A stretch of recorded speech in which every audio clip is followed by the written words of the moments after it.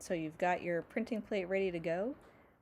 I've made a little mark on the back of my plate to show me where the starting corner is. And now I'm going to start coloring it in using my lightest color first. I'm using water-based washable markers. I'm coloring it in pretty carefully because I don't want my colors to mix on the printing plate. I'm doing my lightest color first because I don't want to get any other colors on my lightest markers. Hopefully, you've already decided what colors you want to use, so you'll have a plan before you start coloring in your tile. But if you do make a mistake and you don't like the colors you chose, you can wipe your tile off with your damp sponge or damp paper towel and start over again. The marker is going to sit on top of the foam printing plate because the foam is not absorbent, so it's going to stay wet. Make sure when you're coloring that you don't put your fingers on the part that you just colored and then put your fingers somewhere else because you're going to leave marks. You can also leave part of your image white if you'd like to do that. I'm going to leave part of mine white just to show you how that looks. You can use as many colors as you like, but make sure that you remember which colors you're going to put in each space because you have to color this in 4 times and you want the colors to be the same each time.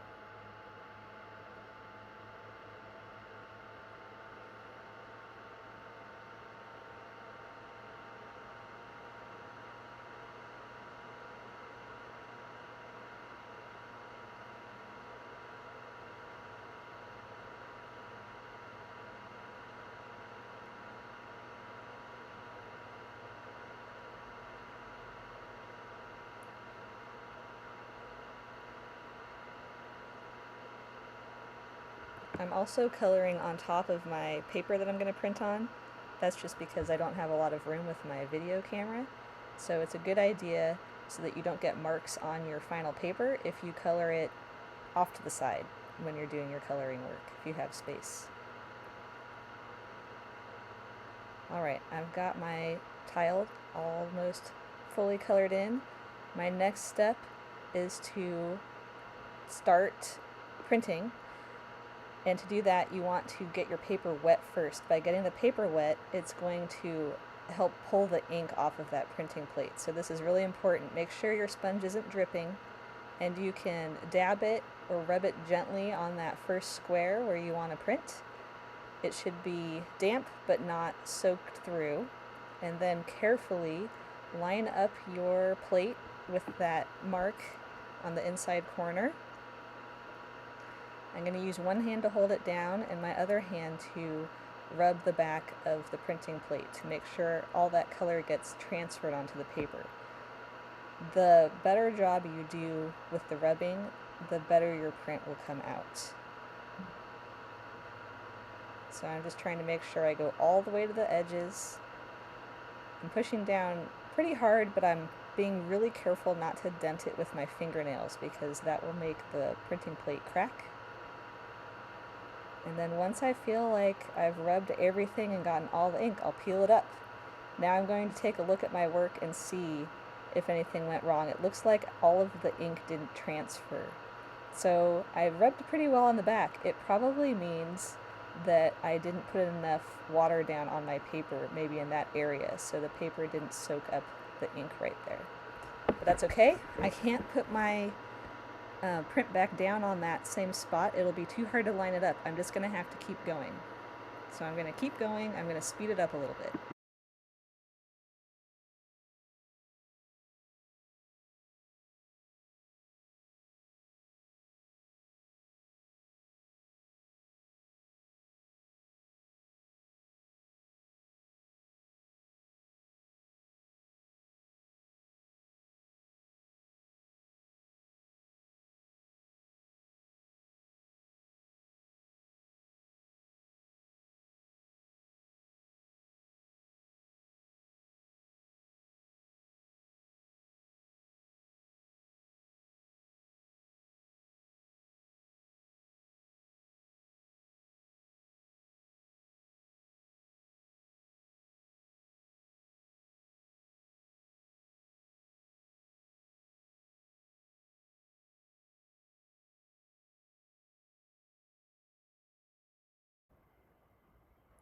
Okay, I've got it colored in. I'm going to take more time when I dampen the square.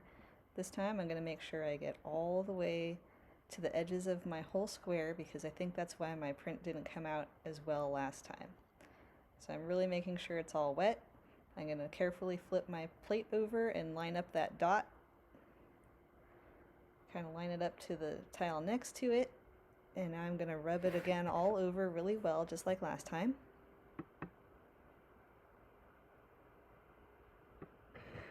Make sure I get all the way to the edges, all through the center.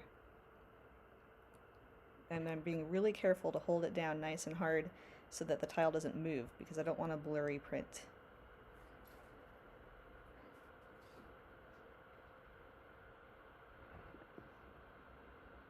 Really get that center part.